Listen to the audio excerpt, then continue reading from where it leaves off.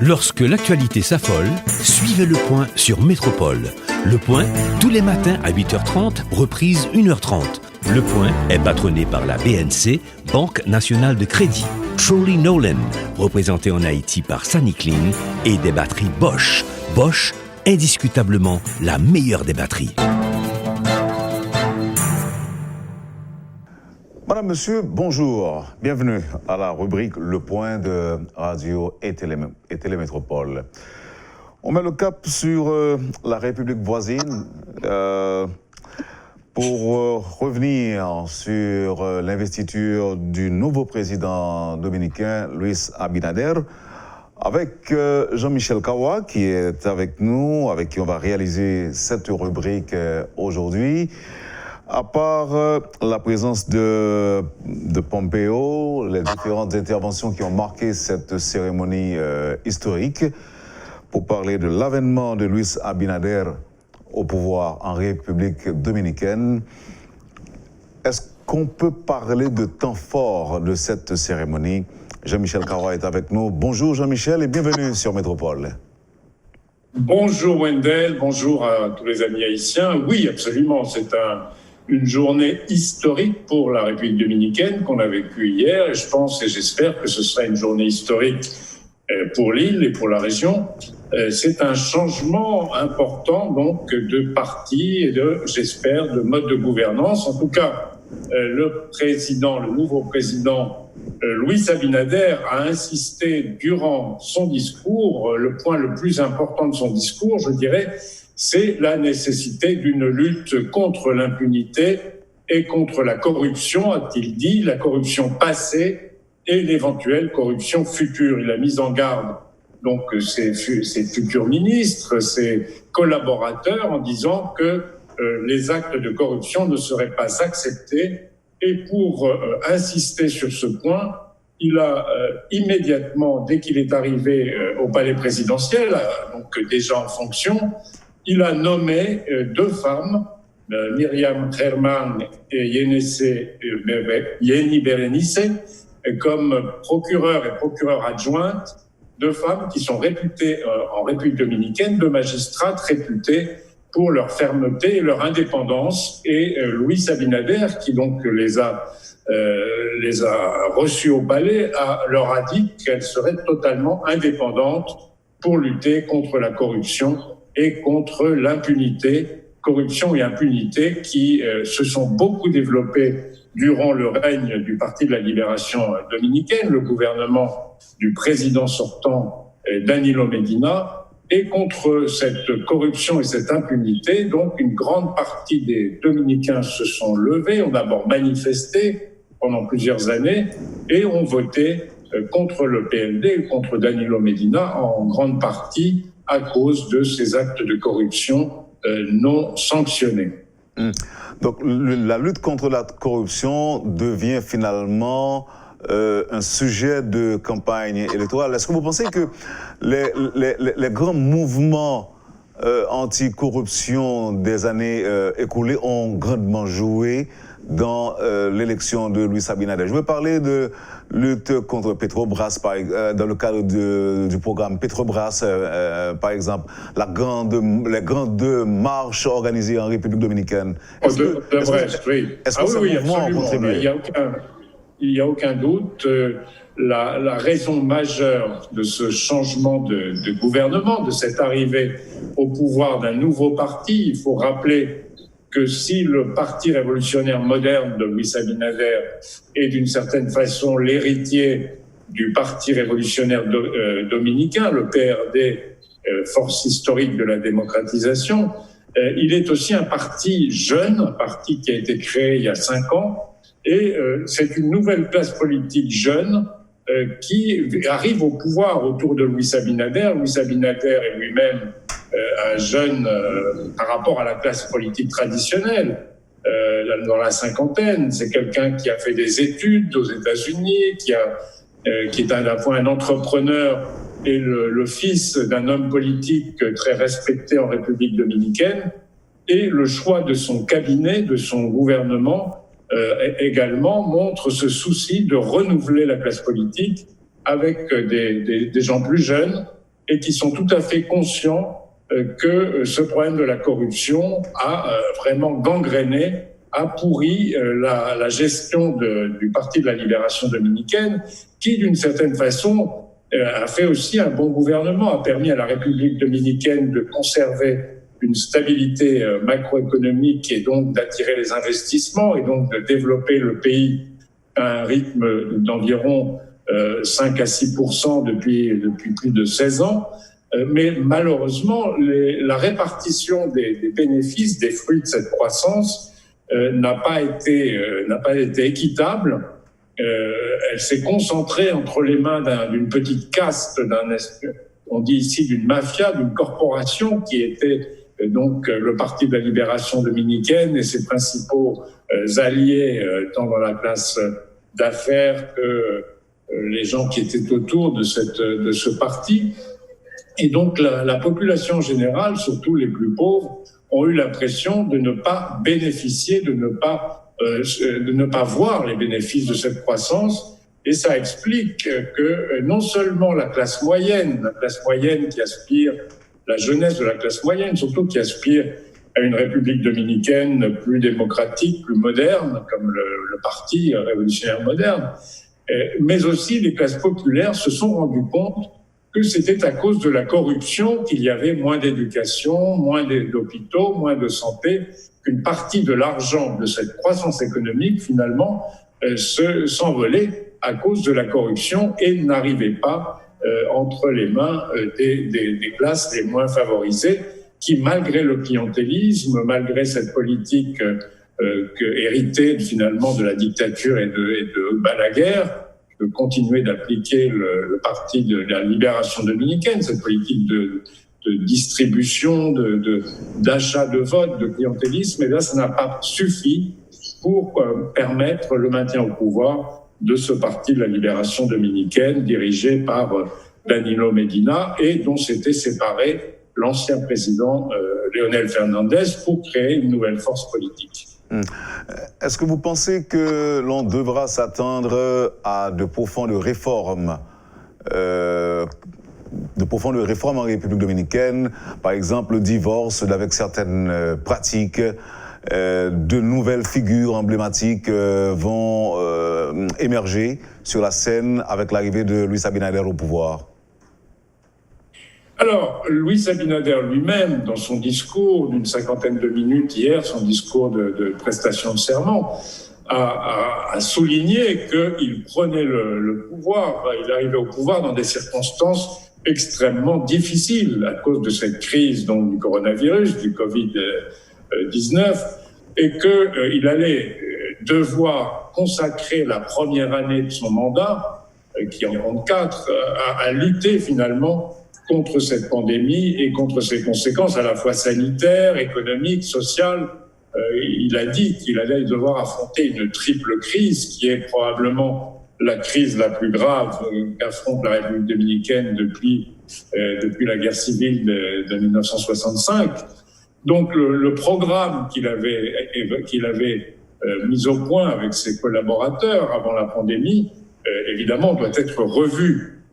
Il doit être revu d'abord sur le plan de la lutte contre la pandémie, sur le plan sanitaire. Et là, il a évoqué les mesures qui vont être prises dès aujourd'hui, dès son entrée en fonction, qui sont la massification des tests. Parce que ce qu'il faut dire, et ça c'est un facteur important de la défaite du dauphin de Danilo Medina, Gonzalo Castillo, aux élections présidentielles qui viennent de se dérouler, la gestion de la lutte contre la pandémie, contre le coronavirus par Danilo Medina, par son gouvernement du PLD, a été très erratique, a été très peu efficace, au point que le nombre de cas de contamination et le nombre de morts a beaucoup augmenté ces dernières semaines, et la population est inquiète à cause de cette pandémie.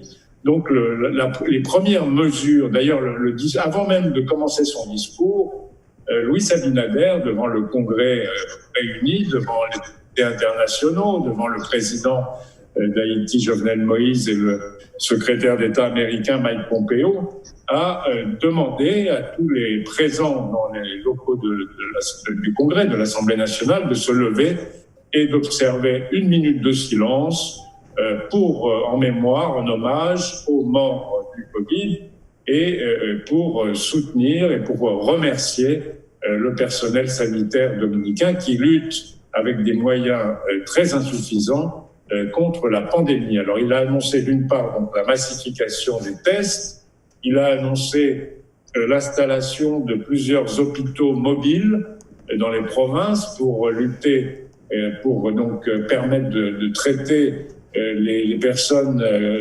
infectées par le Covid et qui actuellement ne trouvent pas de lit dans les hôpitaux.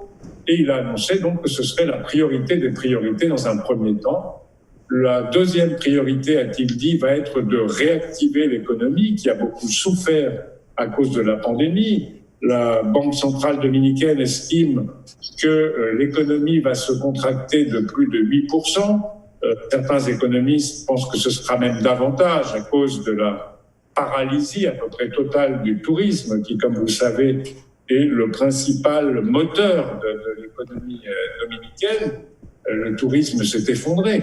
Le tourisme représente environ 1 million, presque 1 million d'emplois directs et indirects dans la République dominicaine. D'ailleurs, un certain nombre d'Haïtiens, de migrants haïtiens, travaillent dans le tourisme, aussi bien dans la construction d'hôtels que dans les hôtels une fois qu'ils sont construits, grâce à leur capacité de parler plusieurs langues.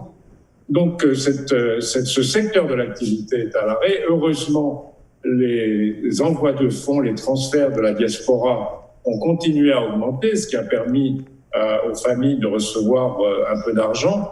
Mais la situation économique est très, très préoccupante. Il y a beaucoup de petites et de moyennes entreprises qui ont fait faillite.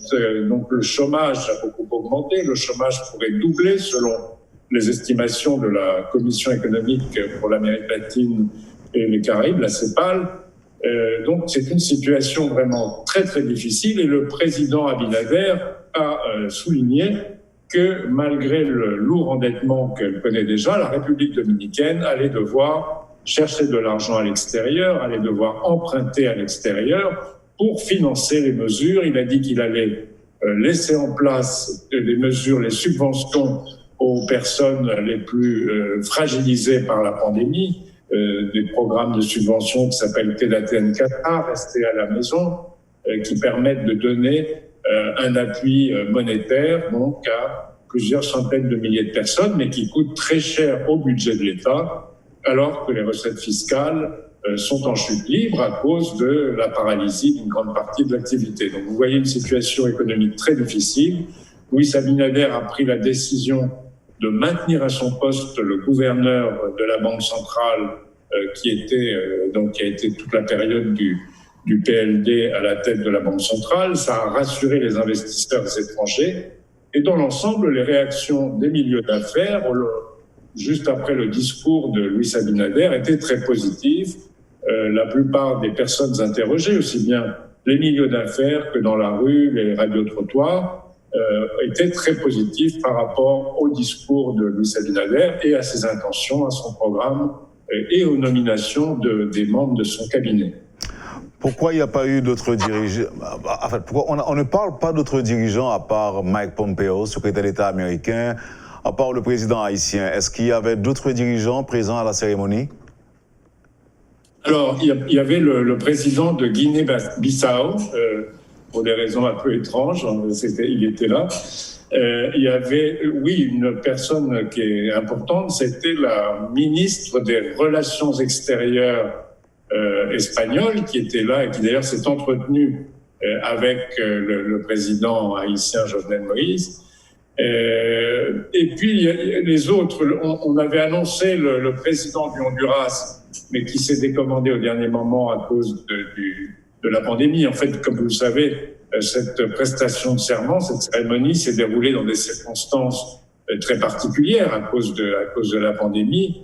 Et donc, les invités, les personnalités étrangères étaient peu nombreuses à cause du fait que peu de dirigeants étrangers se déplacent en ce moment. Comme vous le savez, on utilise beaucoup les webinars, comme on dit aujourd'hui, pour faire y compris des réunions internationales. Donc là, ça a été le cas. Il y a eu très peu de déplacement, à part le président haïtien et le secrétaire d'État Mike Pompeo. Alors c'était important, je crois que les États-Unis, en envoyant le secrétaire d'État Pompeo, malgré cette crise avec l'Iran, malgré la situation internationale tendue et malgré le fait que les élections américaines s'approchent, c'était une volonté des États-Unis, de Washington, de montrer que la République dominicaine est un pays important pour les États-Unis dans la région.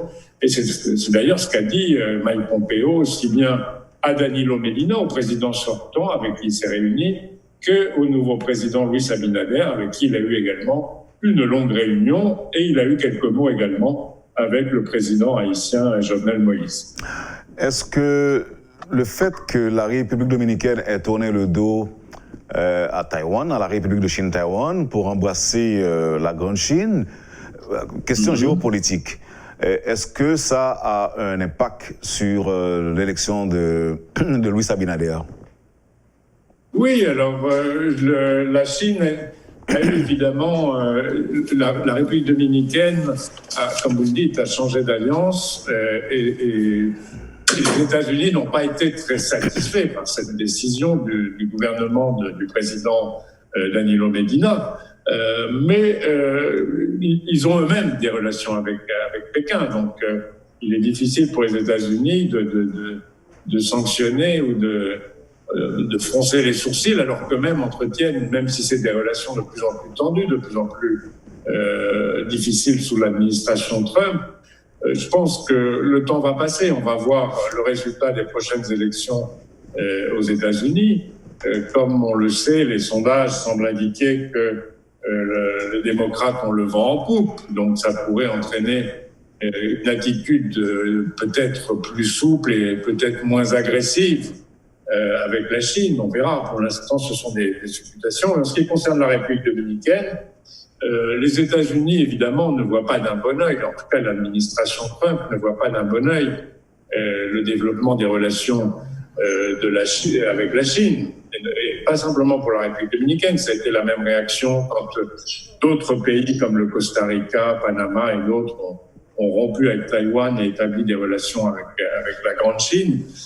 Mais pour l'instant, donc, l'administration, la nouvelle administration du président Luis Abinader a clairement laissé entendre aux États-Unis que c'était son allié le plus important. Et le président Luis Abinader a expliqué les raisons de cette proximité avec les États-Unis. Il a expliqué que l'essentiel le partenaire commercial le plus important de la République dominicaine était de loin les États-Unis, qu'il y a plus de 2 millions de Dominicains qui vivent la diaspora dominicaine aux États-Unis, qu'il y a plusieurs centaines de milliers d'Américains, de citoyens des États-Unis qui vivent en République dominicaine, la proximité géographique. Il y a évidemment beaucoup de raisons qui font que cette relation avec les États-Unis est prioritaire et le président Luis Abinader l'a rappelé et c'est la raison pour laquelle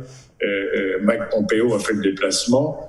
Et aussi, il a dit qu'ils avaient parlé de la crise au Venezuela, qui préoccupe évidemment beaucoup dans la région, non seulement à Washington, mais dans tous les pays de la région. Cette crise vénézuélienne est évidemment un facteur de déstabilisation pour tous les pays de la région. En ce qui concerne Haïti, quelle était la place d'Haïti dans les propos ou encore dans le discours du nouveau président dominicain?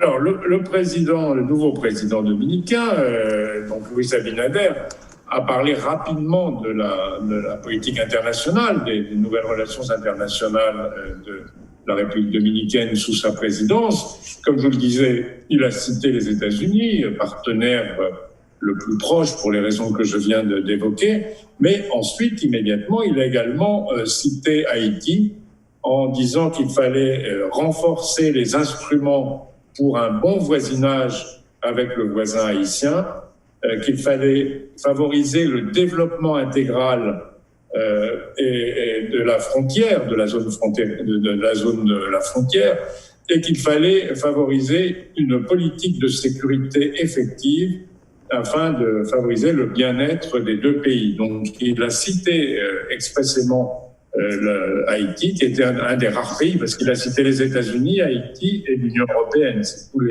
C'est les seuls sujets de politique internationale qu'il a cités. Il n'a pas cité la Chine, par exemple. Il n'a pas cité d'autres pays de la région.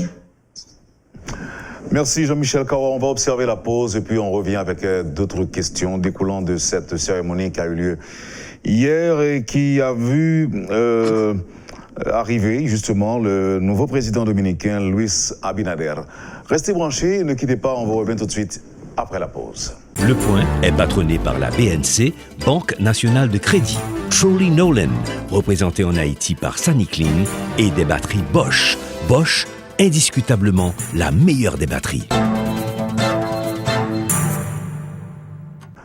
Bienvenue, madame, monsieur, à la deuxième partie de la rubrique Le Point de Métropole. Et c'est Jean-Michel Kawa, journaliste, qui est avec nous ce matin. Et avec notre invité, nous parlons de cette cérémonie déroulée en République dominicaine, cérémonie d'investiture, évidemment, du nouveau président Luis Abinader.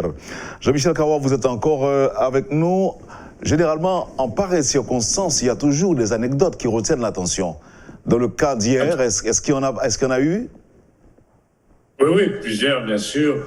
Je dirais que plus qu'une anecdote, là, une des choses qui a le plus marqué les Dominicains, c'est le fait que le président sortant, Danilo Medina, n'a pas respecté la tradition qui veut que le président sortant remette l'écharpe présidentielle à son successeur devant le Congrès réuni, c'est-à-dire devant l'Assemblée nationale, les députés, les sénateurs et tous les invités, le corps diplomatique et tous les invités internationaux. Ça n'a pas été le cas. Et ça a été considéré par les Dominicains comme une mesquinerie de la part du président sortant, Danilo Medina, qui a donc refusé de se plier à la tradition et de remettre l'écharpe présidentielle. Il a remis l'écharpe présidentielle dans un petit bureau au président du Sénat, Eduardo Estrella, qui lui-même a remis l'écharpe ensuite au nouveau président, Luis Abinader. Donc une sortie, je dirais, par la petite porte, une mauvaise sortie pour le président Danilo Medina. En plus de la mesquinerie, Jean-Michel, en plus de la mesquinerie, est-ce que ça traduit un certain mécontentement de la part de Danilo Medina? Oui, absolument. Il n'était pas content d'avoir été battu, que son dauphin, d'une part, de pas pouvoir avoir pu réformer la Constitution pour se présenter une troisième fois, et ensuite de ne pas avoir pu imposer son dauphin, Gonzalo Medina, malgré l'utilisation massive des finances publiques, des moyens de l'État. C'est l'opposition qui avait beaucoup moins d'argent qui l'a emporté, essentiellement pour la raison que j'évoquais tout à l'heure, à savoir la population voulait mettre un terme à cette explosion de la corruption qu'on avait connue à la fin du mandat du PLD. Alors l'autre anecdote qui a beaucoup marqué les esprits, c'est le fait que le président Luis Abinader, le nouveau président, est arrivé au Congrès, au local du Congrès, à bord d'une voiture électrique, une Tesla, donc, et ça, c'est la première fois, d'après ce qu'on a dit ici, qu'un président arrivait, commençait son nouveau mandat à bord d'une voiture électrique, ce qui est un message clair du nouveau président en faveur de l'environnement, qui va faire très attention, qui va prendre des mesures pour protéger l'environnement. Ou de la modernité, non? À la fois la modernité, bien sûr, une voiture électrique, et le fait de ne pas polluer, de moins polluer l'environnement. Et comme vous le savez, c'est un problème non seulement en République dominicaine, mais également en Haïti. On est une des îles les plus menacées par le réchauffement climatique. Le 8e pays le plus menacé par le réchauffement climatique est la République dominicaine. Et là aussi, l'administration de Danilo Medina, le PLD, a commis une faute importante, à savoir la construction d'une centrale à charbon. Et vous savez que le charbon est une énergie extrêmement polluante qui donc contribue au réchauffement climatique. La troisième anecdote que je pourrais vous rapporter, c'est le fait que le dress code, le protocole vestimentaire de la cérémonie est traditionnellement, depuis de longues années en République dominicaine, blanc. Il faut être habillé de blanc, les femmes, les hommes, des costumes blancs.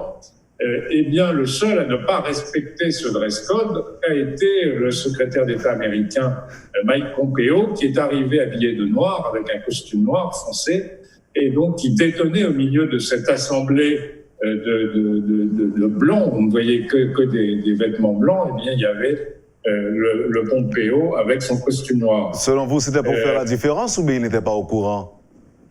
Alors, il était évidemment au courant. Je suppose que l'invitation qui lui avait été transmise par le biais de l'ambassade des États-Unis indiquait clairement, en bas de l'invitation, le protocole vestimentaire, le dress code.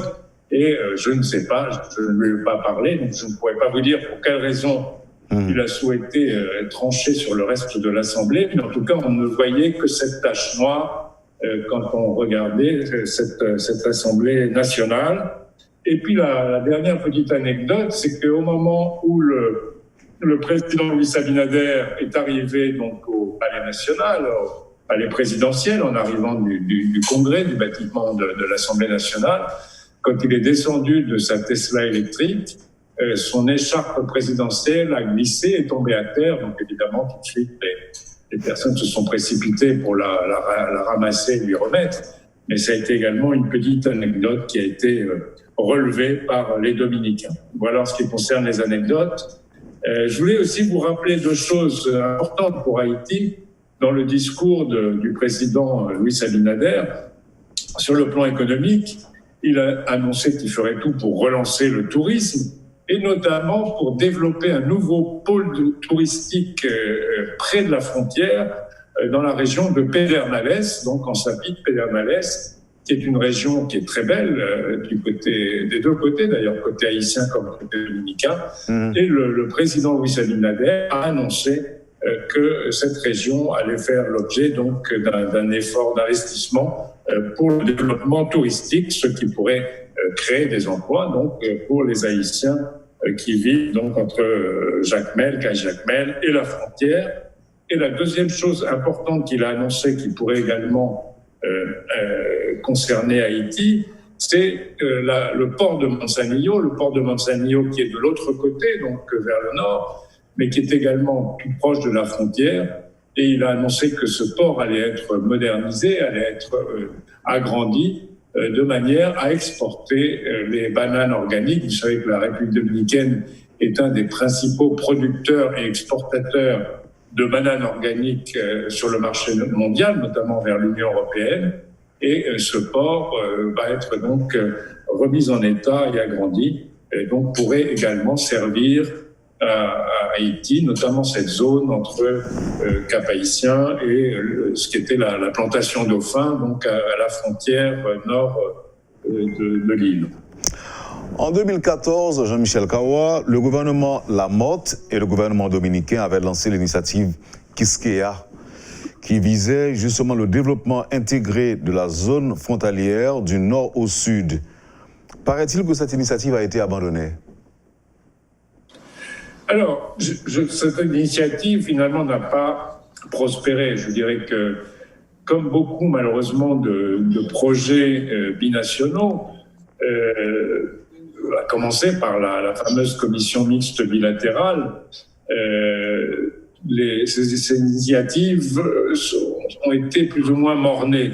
Alors, une des raisons, à mon avis, de cet échec, a été le fait qu'il y avait un déséquilibre finalement entre les deux pays. Il y avait du côté dominicain des hommes d'affaires très riches, très puissants, très influents, comme les Vicini par exemple, comme le groupe ME, Capellan, qui, comme vous le savez, a développé le seul projet vraiment réussi à l'heure actuelle, le grand succès de la zone frontalière, qui est le projet d'Arabon, le groupe ME, de la zone frontière de Codévi, qui crée plus de 10, je crois qu'on est à 12 000 emplois pour les travailleurs haïtiens, donc dans cette zone entre Darabon et Ouanaminthe. Mais sinon, les autres projets n'ont pas pu décoller. Alors que quand on regarde ce qui avait été proposé, il y a des choses très intéressantes, notamment des projets agricoles, il y a d'autres projets industriels, de zones franches, de projets énergétiques, qui effectivement pourraient attirer des investisseurs internationaux. L'Union européenne, à plusieurs reprises, a manifesté son intérêt, les États-Unis également. Donc je pense que c'est un terrain qu'il faut continuer d'explorer, et c'est un des soucis du président Luis Abinader. Il y a tout à fait conscience en République dominicaine que la meilleure façon finalement de limiter la migration vers la République dominicaine, c'est de développer ces emplois, ces projets dans la zone frontalière. Et je pense que ça va être un des axes de la politique du président Abinader en ce qui concerne ses relations avec Haïti. Il est évident que le modèle économique selon lequel Haïti n'est qu'un marché à sens unique pour la République dominicaine. Concrètement, Jean-Michel, quelles mesures envisagent les dirigeants, les dirigeants et le secteur privé dominicain pour développer ensemble avec Haïti une approche intégrée, je dirais gagnant-gagnant? Moi, ce que je vous répondrais, c'est que ça va beaucoup dépendre du partenaire haïtien. Je crois qu'il y a, et le président Luis Abinader l'a répété, il l'a écrit dans son programme que j'ai un peu contribué à faire connaître en Haïti. Il y a un souci, comme vous venez de le dire, de développer une politique gagnant-gagnant avec Haïti. Alors maintenant, il faut qu'il y ait du répondant côté haïtien, ce qui n'a pas été le cas jusqu'à présent pour les raisons que vous connaissez beaucoup mieux que moi, à savoir l'instabilité politique en Haïti, le fait que, par exemple, pourquoi la commission mixte bilatérale n'a-t-elle pas fonctionné de manière satisfaisante? La principale raison, ce n'est pas côté dominicain. Les Dominicains souhaitaient et continuent de souhaiter que cette commission se réunisse, fonctionne. Mais le problème, c'est que côté haïtien, il n'y a pas eu de suivi, il n'y a pas eu de participation à cette commission qui ont permis de développer des projets. On vient d'évoquer les projets économiques qui ont été lancés à un moment donné par cette initiative Quisqueya. Je dirais que la responsabilité de l'échec, du non-suivi de cette commission et de cette initiative sont également à chercher du côté haïtien. D'après vous, Jean-Michel, du point de vue dominicain, qu'est-ce qui ne marche pas du côté haïtien? Et quelles corrections les dirigeants et le secteur privé haïtien devraient apporter pour que l'économie de l'île puisse s'intégrer en un seul marché, un marché qui produit et crée des emplois pour les deux peuples? Alors là, je pense qu'il y a évidemment plusieurs facteurs. Il faudrait, comme je le disais, la stabilité. Une des clés de la différence entre la République dominicaine et Haïti, c'est la stabilité politique. Je pense que sans stabilité politique, vous allez difficilement pouvoir attirer les investisseurs dans des secteurs tels que le tourisme. Vous le savez très bien, il y a un potentiel important en Haïti pour le tourisme. Le tourisme s'est développé d'ailleurs en premier lieu en Haïti avant de se développer en République dominicaine dans les années 70. Il y avait plus de touristes qui visitaient Haïti que la République dominicaine. Ça s'est complètement inversé. Et pourquoi ça s'est inversé? Parce que les touristes trouvaient plus de sécurité qu'en Haïti. Évidemment, quand un pays est agité par des remous politiques, des violences, une instabilité politique, les gens ont moins envie d'aller s'y rendre. Donc ça, c'est une des premières raisons. La deuxième raison, je pense que la classe d'affaires, les entrepreneurs importants d'Haïti devraient investir davantage dans ces projets de la zone frontalière en collaboration avec leurs homologues dominicains. Je pense qu'il faut développer les relations entre les classes d'affaires davantage, mais sur une base plus égalitaire, c'est-à-dire que ce ne soit pas des poids lourds dominicains d'un côté et des entrepreneurs beaucoup moins importants côté haïtien. Je pense qu'il faut que les hommes d'affaires les plus importants côté haïtien s'intéressent davantage à ces projets d'investissement.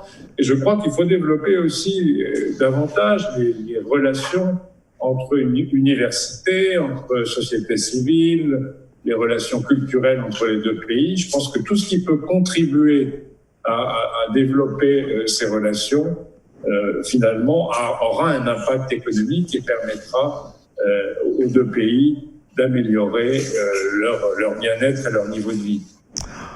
Pourquoi les Dominicains privilégient le protectionnisme outrancier dans leurs relations commerciales et économiques avec Haïti? En tout cas, c'est l'impression qu'on a. Non, je pense que là, c'est une question d'offre. C'est vrai que, et c'est une des propositions qui est intéressante dans le programme de Luis Abinader. Il cherche à rééquilibrer le commerce bilatéral qui, comme vous le savez, est très déficitaire au détriment d'Haïti. Les exportations de la République dominicaine vers Haïti sont beaucoup plus importantes que les exportations d'Haïti vers la République dominicaine.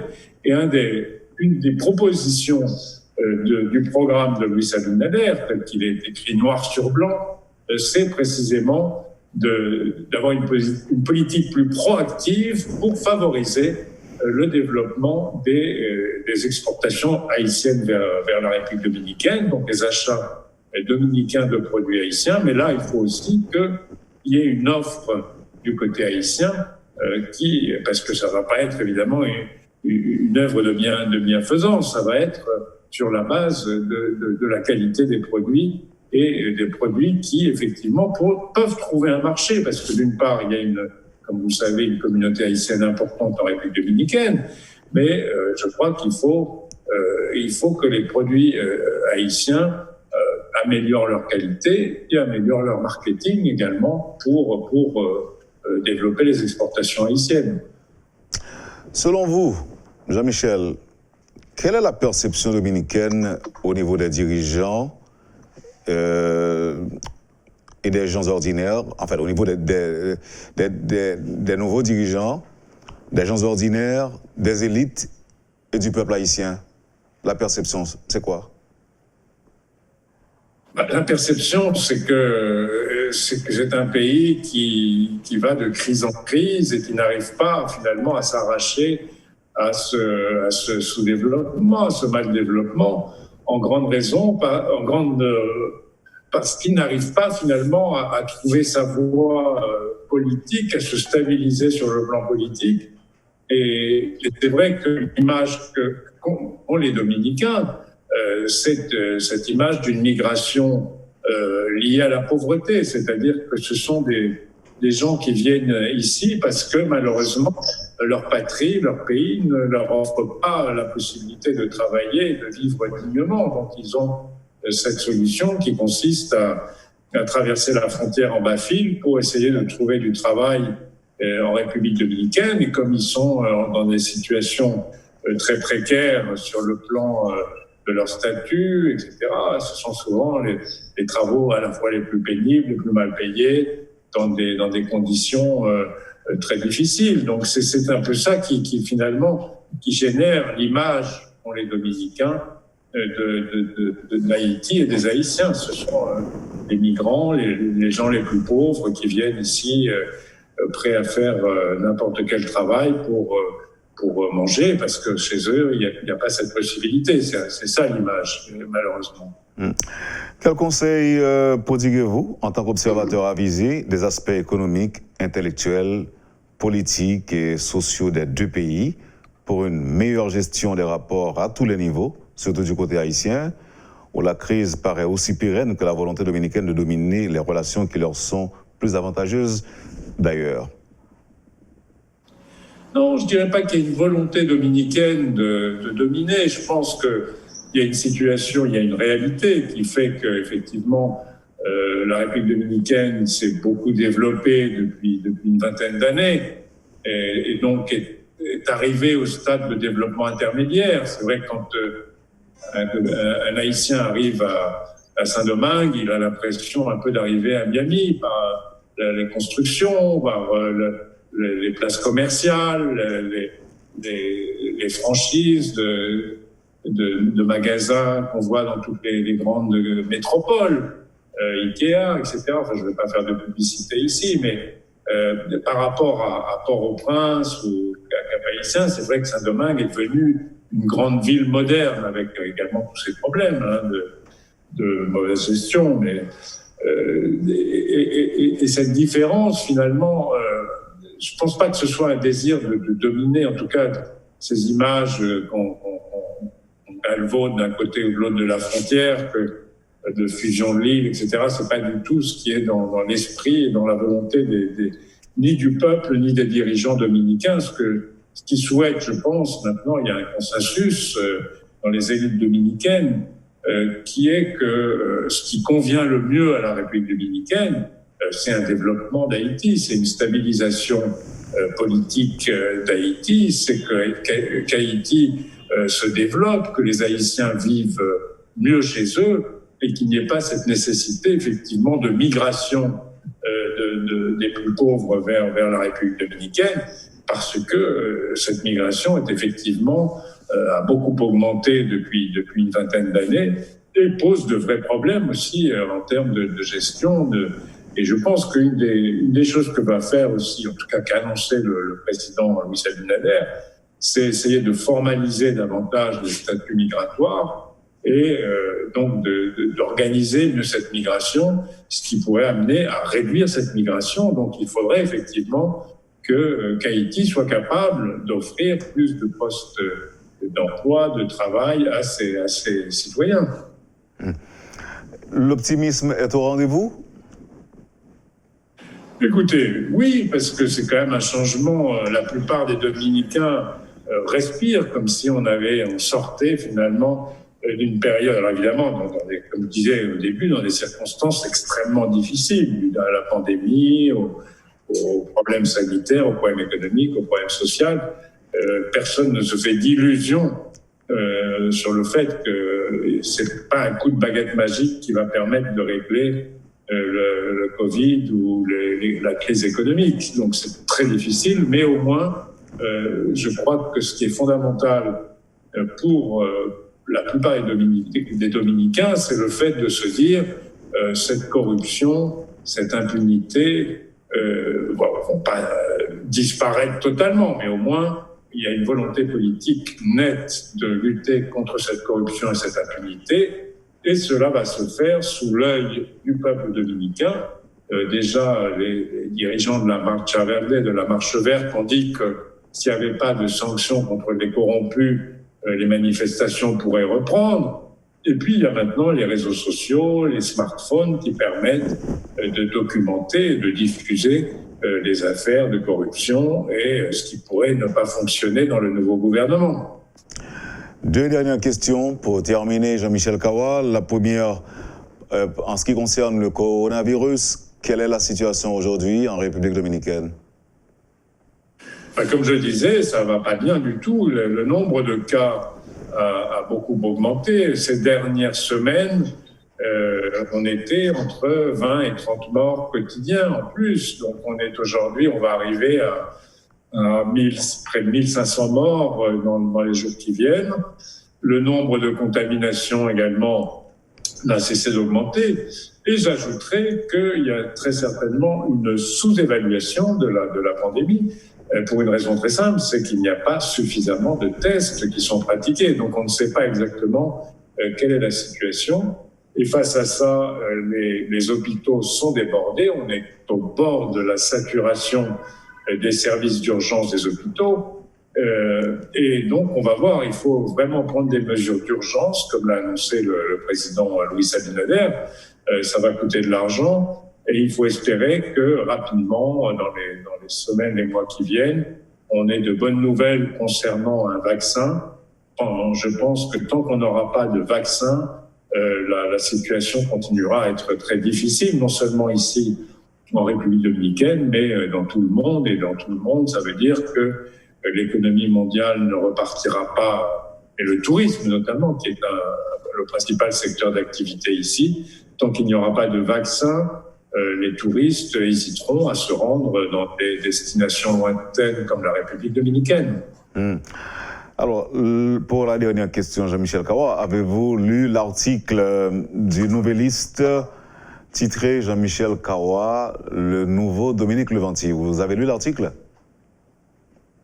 Le nouveau Dominique Levanti, je ne sais pas. Dominique vivait en Haïti. Moi, je vis de l'autre côté de la frontière, mais j'étais très touché et flatté par l'attention du Nouvelliste et de France Duval en particulier, qui m'a permis d'expliquer aux amis haïtiens un peu les raisons de cette longue présence sur l'île et le fait qu'effectivement mon intérêt pour Haïti, mon intérêt pour l'île, mon intérêt pour la région, et pourquoi donc j'ai longtemps travaillé pour différents médias internationaux et haïtiens, et couvert donc cette région avec beaucoup d'intérêt que je continue à suivre d'une manière maintenant un peu différente, parce que je pense que les années passent et il faut savoir laisser la place aux jeunes et prendre un peu de recul pour essayer de comprendre les choses peut-être sur une plus longue perspective, avec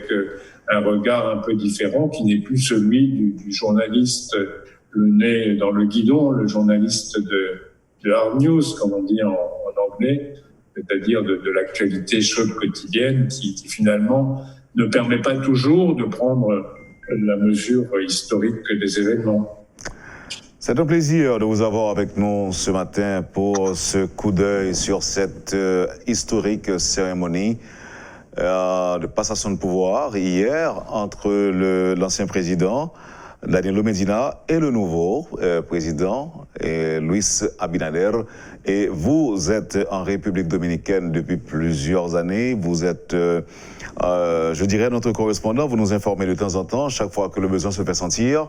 Mais vous avez omis de nous dire que vous êtes en République dominicaine pour une question de cœur. Mon épouse, ma femme est dominicaine, donc c'est la raison pour laquelle je me suis installé côté dominicain. Elle a effectué des études en France, à Paris. Je l'ai connue à Paris, oui, où elle terminait. Et vous avez jugé bon de la suivre en Haïti, en République dominicaine. Elle terminait à Paris un doctorat de relations internationales, donc je l'ai connue à Paris. Et nous avons donc, ça faisait 8 ans qu'elle était à Paris. Et elle souhaitait rentrer sur l'île, à Saint-Domingue, dans son pays. Et ce que nous avons fait en 1987. Et voilà, et donc nous avons eu des enfants qui sont franco-dominicains. Merci Jean-Michel Kawa. Allez, passez une bonne journée, une très bonne semaine. Merci à vous et bonne semaine à vous aussi. Bonne semaine. Voilà, madame, monsieur, pour cette rubrique spéciale consacrée à la République dominicaine ce lundi 17 août. Jean-Michel Kawa, notre correspondant permanent en République voisine, était notre invité ce matin. Merci de l'accueil. Passez une excellente journée avec Métropole et à demain. Lorsque l'actualité s'affole, suivez le point sur Métropole. Le point, tous les matins à 8h30, reprise 1h30. Le point est patronné par la BNC, Banque nationale de crédit. Truly Nolan, représenté en Haïti par Sunny Clean, et des batteries Bosch. Bosch, indiscutablement la meilleure des batteries.